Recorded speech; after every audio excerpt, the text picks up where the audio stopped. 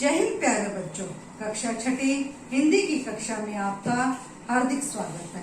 बच्चों, आप अपना पूर्ण रूप से ध्यान रख रहे हैं, यही आशा है मेरी। तो आज हम करेंगे पाठ 5, हिंदी का पाठ 5। सबसे पहले हम इस पाठ के शब्दों के अर्थ से परिचित होंगे। यह पाठ लिखा गया है महादेवी वर्मा के द्वारा। सबसे पहले शब्दों के अर्थ को देखेंगे।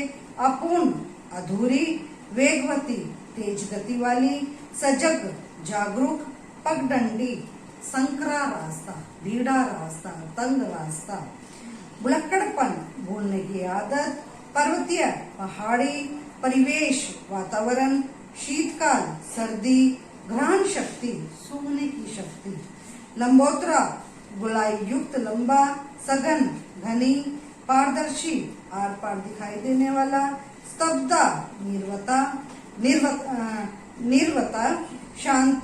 शांति, दर्प, गर्भ, मूर्तिवत, मूर्ति की तरह, आखेट प्रिय, शिकार को पसंद करने वाला, शावक, बच्चा, निरीक्षण, जांचना। बच्चों, ये है इस पाठ के शब्दार्थ। अब आप लेखिका से परिचित होंगे। महादेवी वर्मा इस पाठ की लेखिका हैं। उनका जन्म 1907 में उत्तर प्रदेश के फर्रुखाबाद में हुआ था और ये पद्य एवं गद्य दोनों ही लिखती थी। पद्य का अर्थ है कविता, गद्य का अर्थ है कहानी। वे पद्य एवं गद्य दोनों ही लिखती थी। इन्हें ज्ञानपीठ पुरस्कार और पद्म विभूषण से सम्मानित किया गया और इनकी जो मुख्य रचनाएं थी, समृद्धि की रेखाएं और अतीत के चलचित्र, ये इनकी मुख्य रचनाएं थी। अब हम करेंगे महादेवी वर्मा द्वारा रचित पाठ नीलू। जबकि नीलू के विषय में हम आपको पहले बताना चाहेंगे। मनुष्य जिसके साथ रहता है उससे प्रेम व अपनापन हो जाना स्वाभाविक सी बात है।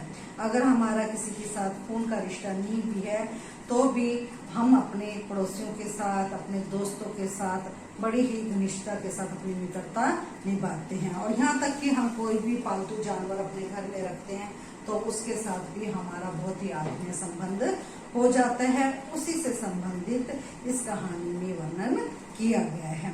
चाहे कोई इंसान हो या पशु पक्षी, यदि हम पशु पक्षियों से प्रेम करें तो वे भी सहृदयता तथा समझदारी का परिचय देते हैं।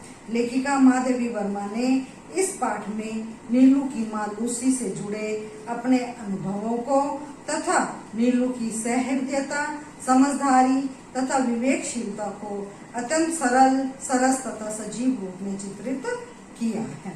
जीव मात्र के प्रति दया की भावना का विकास करना ही इस पाठ का मूल उद्देश्य है। एक देश की महानता और नैतिक प्रगति को इस बात से आंका जा सकता है कि वहाँ जानवरों के साथ कैसा व्यवहार किया जाता है। किसी भी देश की सभ्यता को अगर हमने देखना हो तो वहाँ के लोगों के बोलचाल से और पशुओं के प्रति उनका कैसा व्यवहार है, उससे उनके व्यवहार के बारे में जाना जा सकता है। अब हम कहानी को आरंभ करेंगे। नीलू की कथा उसकी माँ की कथा से इस प्रकार जुड़ी है कि एक के बिना दूसरी अपूर्ण रह जाती है। इस कहानी में जब हम नीलू के विषय में जानेंगे तो उसकी माँ के बारे में भी जानना अत्यंत आवश्यक है, क्योंकि दोनों कहानियां ही आपस में जुड़ी हुई हैं। एक के बिना दूसरी कहानी अधूरी है। उसकी अल्सेशियन माँ लूसी के नाम से पुकारी जाती थी। नीलू की जो माँ थी वो अल्सेशियन थी और उसका नाम लूसी था।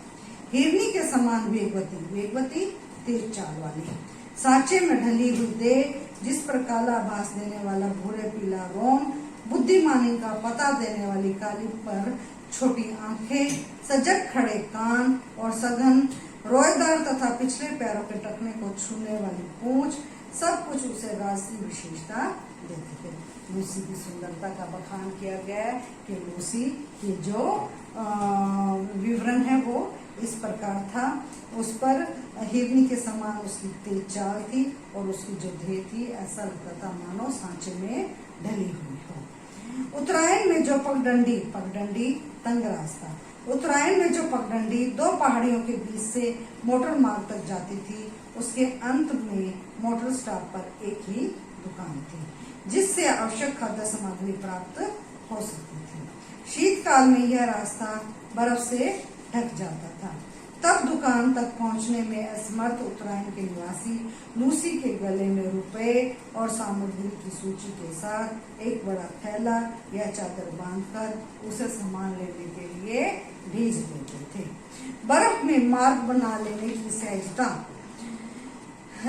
चेतना के कारण वह सारी रुकावटों को पार करके दुकान तक पहुंच जाती थी। बच्चों, ये लूसी के बारे में बताया जा रहा है, जो कि नीलू की माँ है। वो किस प्रकार से लोगों का सामान लेकर आती थी। लोग उसके गले में थैला डाल देते थे और जो सामान उन्होंने मंगवाना होता था वो सूची भी उस थैले में रख देते थे। दुकानदार उसके गले से कपड़ा खोलकर रुपए, सूची आदि लेने के उपरांत सामान की गठरी उसके गले या पीठ से बांध देते और लूसी सारे बोझ के साथ बर्फीले मार्ग पार करती हुई सकुशल लौट आती।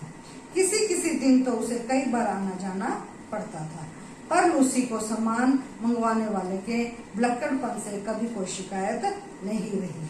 गले में कपड़ा बांधते ही वह तीर की तरह दुकान की दिशा में चल गई थी। एक दिन अधिक ऊंचाई पर बसे किसी पर्वतीय का अर्थ है बच्चों पहाड़ी गांव से बर्फ में भटकता हुआ एक भूटिया कुत्ता दुकान पर आ गया और लूसी से उसकी मित्रता हो गई। उन्हीं सर्दियों में लूसी ने 2 बच्चों को जन्म दिया, किंतु उनमें से एक तो शीत के कारण मर गया और दूसरा उस ठिठुरने वाले परिवेश से जूझने लगा। परिवेश का अर्थ है बच्चों वातावरण। 4-5 दिन के बच्चों को छोड़कर लूसी फिर दुकान तक आने जाने लग गई। एक संध्या के चुटपुटे में लूसी ऐसे गई कि फिर लौट ही न सकी। शीतकाल में ग्रहण शक्ति के कुछ कुंठित हो जाने के कारण कुत्ते लकड़ बग्गे के आने की गंध पाने में असमर्थ होते हैं। सर्दियों में सूंघने की शक्ति कम हो जाती है कुत्तों की और उसके अनायास आहार बन जाते हैं और वे दूसरे प्राणियों के अनायास आहार बन जाते हैं। लूसी के साथ भी कुछ ऐसा ही हुआ था। लूसी के लिए सभी रोए, परंतु जिसे सबसे अधिक रोना चाहिए था वह बच्चा तो कुछ जानता ही नहीं था। एक दिन पहले ही उसकी आंखें खुली थी, अतः माँ से अधिक वह दूध के अभाव में शोर मचाने लगा था। दुग्ध चूर्ण से दूध बनाकर उसे पिलाया जाता, पर रजाई में भी वह माँ के पेट की उष्णता खोजता। लेकिन जब तक बच्चे को अपने माँ की गर्मी को बच्चा माँ की गर्मी को प्राप्त कर पाता छोटा बच्चा, तब तक उसकी ठंड दूर नहीं होती। इसी प्रकार से लूसी का बच्चा भी अपनी माँ की कमी को महसूस कर रहा था और जब वह अपनी माँ को अपने पास ना पाता तो वह ऊंचा ऊंचा चिल्लाने लग जाता।